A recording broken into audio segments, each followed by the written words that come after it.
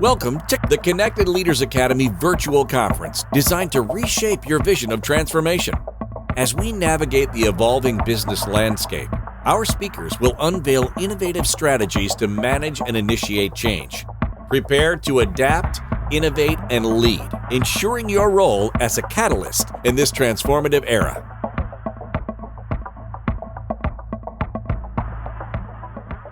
Hey, let me set the scene for you. The lights were dimmed, the room was dark. The only visible light was coming from overhead, lighting the stage. The audience waited quietly, patiently. Then he walked up to the microphone, a slender, unassuming man wearing glasses.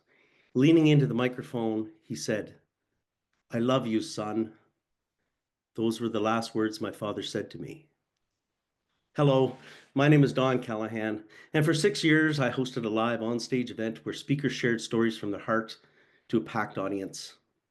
And that was the opening line from one of my speakers. His story, which was a true story, continued. As an audience, we learned that his dad had hugged him goodbye as he headed off to university. He explained his family, his upbringing, his life, and that his father committed suicide later that day. And he explained how that singular event changed the direction of his life and how suicide awareness and intervention became his driving focus.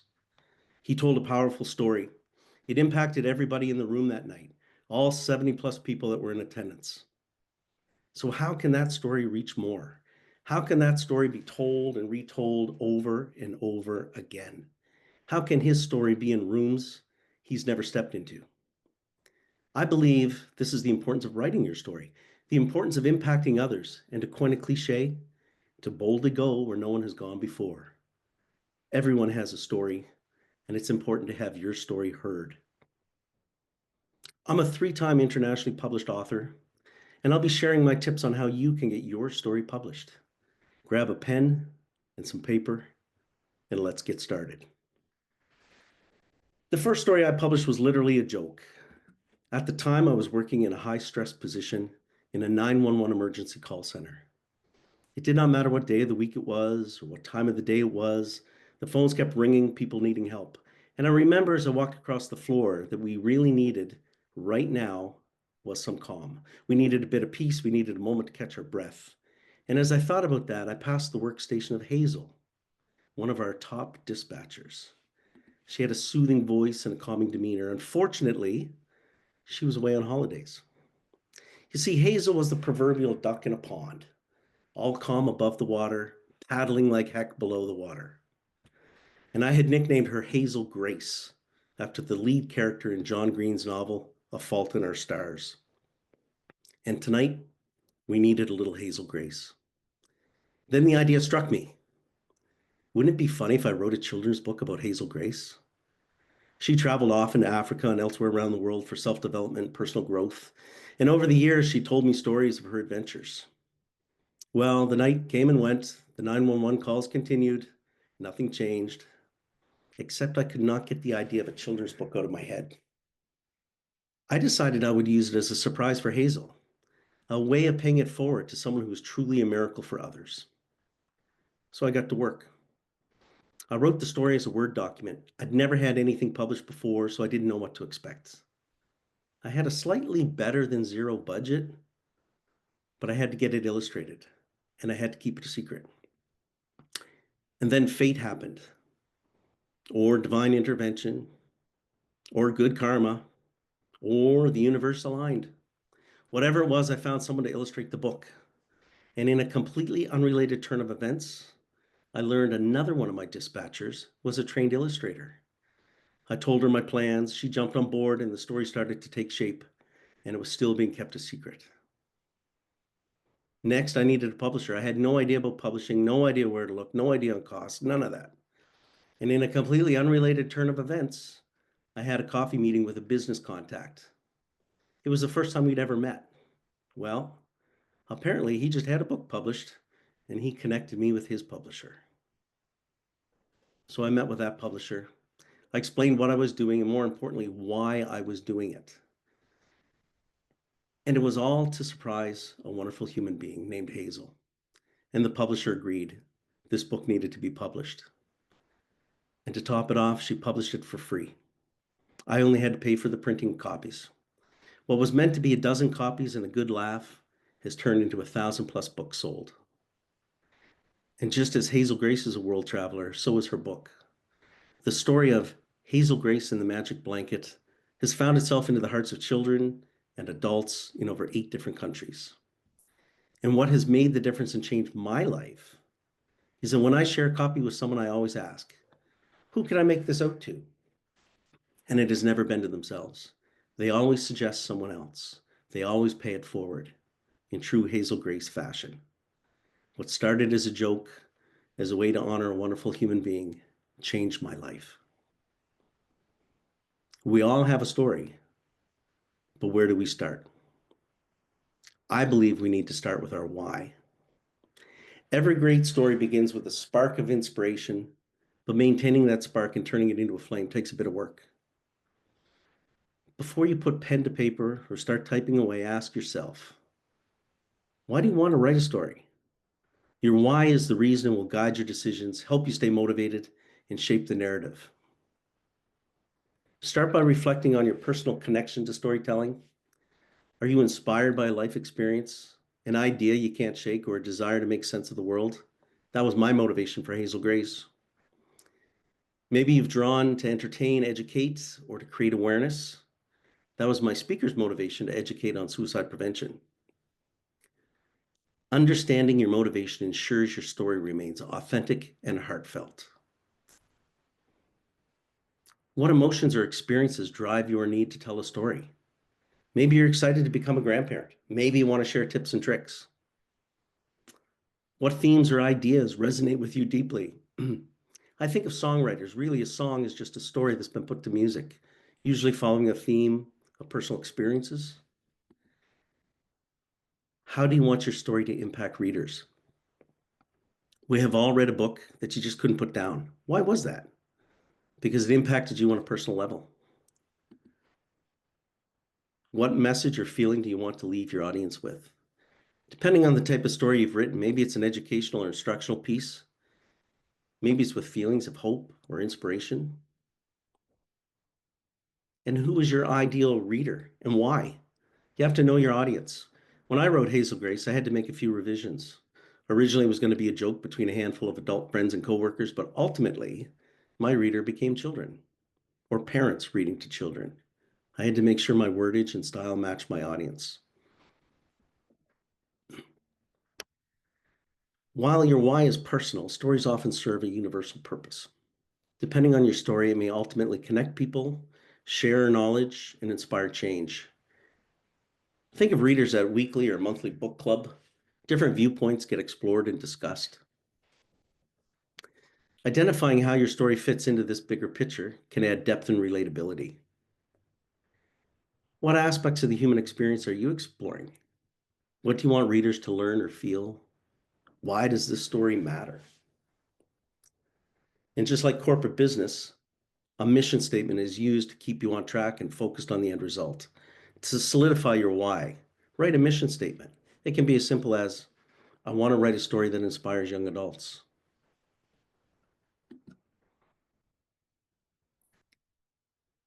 Some questions to help us find our why. What inspired you to start writing in the first place? Maybe it's a legacy moment. My mother captured my grandfather's memoirs before he passed away. She wanted his adventures of being a rum runner during Prohibition. She wanted them written down so they wouldn't be forgotten. Is there a story or author that made you say, I want to do that? What makes you excited about the idea of sharing your story with others? If you could only write one story in your life, what would it be about? How has storytelling or reading impacted your life? I originally read A Fault in Our Stars because my daughter, quiet, somewhat introverted young teen, was reading it, and I wanted to get into her headspace. What issues or topics do you feel compelled to write about? What life experiences could be turned into a meaningful narrative? Is there a character or situation you've imagined for years? I have a friend who has a story waiting to be published since 1987, and now is the right time for him. How do you hope your story will make readers feel? Are there any personal fears or struggles you want to explore through writing? Sometimes writing can be very therapeutic. What unique perspective or voice do you bring to the world of storytelling? We all have experiences that are uniquely ours. And what motivates you to keep going when writing gets tough? If someone described your dream story, what would they say? This will help you determine your end goal. What did you want the reader to take away from your story? What legacy do you want your writing to leave behind? This can be deeply personal. My mother wanted her father's stories to live on. How will writing this story fulfill a personal or creative goal for you? Sometimes there are personal reasons for writing, sense of pride, respect, recognition. Maybe it's financially motivated. And then once you've clarified your why, it's time to bring your vision to life. There's a structure and method to writing, but it's still a creative venture. Here's a step-by-step guide to help you draft your story. Step one, you need to develop your idea.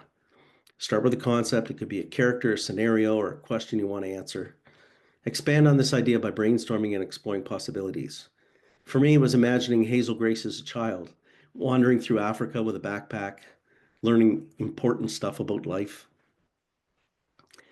Some tips. Start with what-if questions. Begin by imagining scenarios. What if a character could relive one day of their life indefinitely?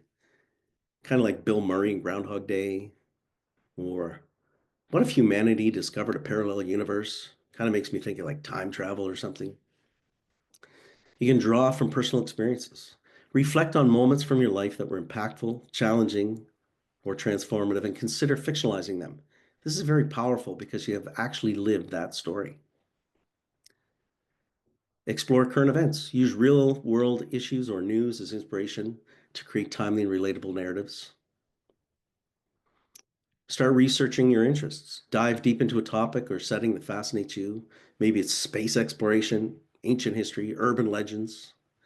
Um, Even combine genres or ideas. Mix elements from different genres to create something fresh, right? Um, and observe the world around you. Pay attention to interesting people, conversations, or events you encounter in everyday life. Every day I drive past a man panhandling at a nearby intersection.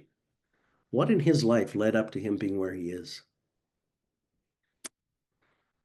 Use visual prompts. Look at artwork, photographs, or movies, and let the imagery inspire a story concept. Photographs do that for me. Maybe it's a white sandy beach, a photo of a couple on a gondola in Venice. Maybe it's a photo of an old historical ruin. Maybe write about a fear or desire. Focus on something that scares or excites you.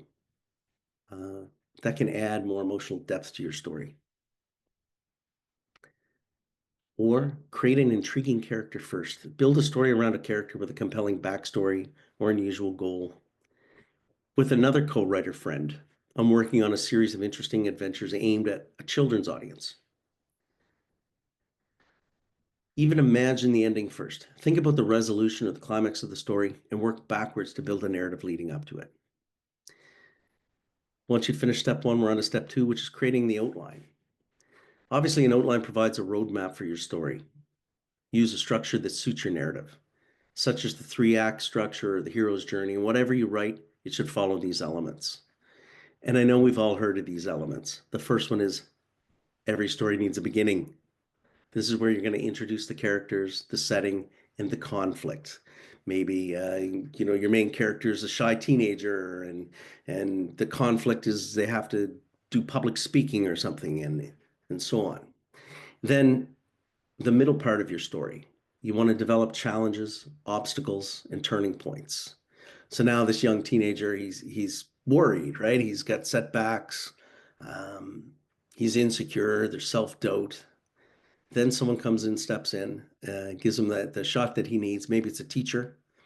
Um, and there's always going to be that turning point, that pivotal moment when he's decided, do I quit? Do I walk away? Or do I jump in?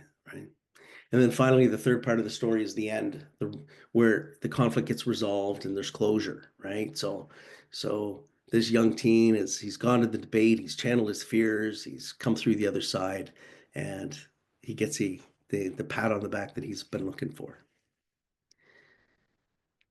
Then we get into step three. This is where we have to flesh out the characters. A compelling character is essential to any story. Create detailed character profiles, including their goals, motivations, and flaws. Think about how they grow throughout the story. And make sure you understand your character. I knew that the real life Hazel Grace was always cold at work. She'd wear a coat or have a portable heater or have a blanket. So for my story, I gave her a magic blanket. And because she traveled to Africa, it had an African print design on it. What does your main character want? Do they have an end goal in mind? What stands in their way? How do secondary characters support or hinder the journey? Now we're moving into step 4. We've got the framework done. Now let's start writing. Don't wait for perfection. Begin your first draft with the understanding that you're going to make mistakes. Get the words on the page. This is the stumbling block for many writers. Once they get started, they stall or they fizzle out, then they lose confidence, and then they stop. Writing is work. Some things I like to do. Set a daily word count goal. It doesn't have to be a big number. Sometimes that gets overwhelming. For me, it's easier to set a small target and exceed it than to struggle to hit a larger target. Use timed writing sessions to stay focused. I'm a professional procrastinator. I'm the king of excuses. But once I start writing, stories flow. Skip over sections that feel difficult. Go back to them later. If I'm struggling with a written thought or it's not flowing well, I usually highlight that in yellow and skip ahead. The highlighting lets me know that a certain area needs to be spruced up a little bit, needs some work done. I write dialogue or scenes you're excited about. Do that first, and it'll help build momentum. I'll do this on a separate piece of paper. That way, I have the thoughts and concepts out there, and when I include them in the story, I can cross them off my list. That way I don't overlook things. Start each writing session by reviewing the last paragraph or scene you wrote. If you've taken a stretch break, a coffee break, or just starting back up, reread your writing to get into the flow of things. This will help you see the bigger picture of your story and maybe highlight where changes need to go. You can experiment with different writing tools or software to find what suits you best. Maybe because of my age, technical inabilities, I often write parts out in longhand first. I try to keep a journal with me at all times. Maybe a thought or idea surfaces when I'm at a cafe or a restaurant. That way I can jot it down and type it when I'm back home. Use placeholders for details when you're unsure about things, and revisit them when you're editing. This is where my highlighter comes out. Either it's an old school yellow highlighter or I'll highlight sections of text that I've typed up for further follow-up. And it's important to write in layers. Focus on the big picture first and add details later. Just like when an artist paints a picture, it starts with an outline or structure and then gets refined with intricate details. It's also important to take breaks to avoid burnout and return with fresh eyes. Use a timer when you write. Maybe take a break every 20 minutes or what works for you. Stretch, loosen up, take a walk, come back refreshed. And trust your instincts and embrace your unique voice. This is your story. Eventually, feedback is important, but this is your own stamp on things. And of course, everyone will hit the proverbial wall. You look at the paper, you look at the pen, you look at the paper, you think about your life choices. If you find yourself stuck, try these techniques to conquer writer's block and reignite your creativity. Maybe change your environment. Write in a new location, cafe, a park, a library, anywhere that's going to stimulate your mind. And this is strange. Free writing. Set a timer for 10 minutes and write whatever comes to mind without worrying about structure or quality. For me, this ends up with a bunch of blah, blah, blah, and then I do some doodling. But once I've got the pen on the paper, thoughts start coming out, which is great. Set small, achievable goals. Break your writing tasks into tiny, manageable steps. Maybe you're just writing a single paragraph or a sentence, but break it down. Maybe read or watch something inspiring. Dive into a book, a movie, or a show that aligns with your genre or themes to spark new ideas. Just don't use this as an excuse to binge watch Netflix and you get no writing done. Wow. Publishing your book. publishing your story. That's a culmination of your hard work and creativity. Whether you choose traditional publishing, self-publishing, or hybrid publishing, understanding the options and methods can help you navigate the process. Really, there's three types. Traditional publishing, that involves submitting your manuscript to a book agent or a publisher who handles editing, distribution, and marketing. And there's pros and cons with each of these. Some of the pros is that you've got access to professional editing, marketing, and distribution networks. And typically there's no upfront costs. But some of the cons, highly competitive to get into the door. You've got less creative control and the process is a lot slower. Then there's self-publishing. That's where the author manages the entire publishing process, everything from editing to marketing, using platforms like Amazon or Ingram Spark. That's got pros and cons too. Some of the pros, obviously you have full creative control. Your royalty fees or your rates are going to be higher. You can get it published faster. But some of the cons are that it requires an upfront investment. The marketing and distribution is completely on you. No one else is selling your book but you. And then there's the hybrid publishing. That's where you mix traditional and self-publishing together, where you as the author and the publisher, you're going to share costs, but you still have control. Some of the pros is that you've got professional support, you've shared the investment, the publication gets put out there quicker. But some of the downsides is that cost sharing can be expensive. Maybe you don't have the upfront capital. And sometimes not all hybrid publishers are reputable, right? So when you're out looking to choose your publishing method, you want to assess your goals. Are you focused on creative control, reaching a large audience, or maintaining low costs? For me, it's always about low costs. And research the credibility of the publishers or platforms. If you're paying good money to a publisher to promote and market your book, make sure you're getting the results you were promised. And consider the time you can dedicate to marketing and promotion. Marketing can be fun, but also time consuming. And then once your book is published, promoting it ensures it reaches the right audience. Here's some strategies. Social media marketing. Create an Instagram or Facebook account for your book. You can put some teasers, some cover reveals, some behind the scenes stuff. Do a soft launch or a pre-sale event. Then there's book launch events. I launched Hazel Grace at a local restaurant. The restaurant would give to charity a percentage of the evening sales as long as it was promoted by me in my circles, and it was held on a non-busy night. Just through word of mouth, we packed the restaurant, sold books on site, autographed copies, and raffled off a limited edition print of one of the book illustrations. And there's podcast appearances. Reach out to podcasters in your genre, right? This is a great way to gain exposure and to reach your target market. You can do email, newsletters, and stuff. There's paid advertisements. Run targeted ads on Facebook, Instagram, or Amazon, right? Even use, get book reviews and influencers. Send them free copies. Get them to share their thoughts. And then, of course, community engagement. Participate in book fairs, book signings, and so on. Writing your story is a wonderful journey. Publishing your story is a proud accomplishment. Everyone has a story. I can't wait to read yours. If anyone's looking for assistance in publishing, in editing, in writing, please reach out. I want to thank you.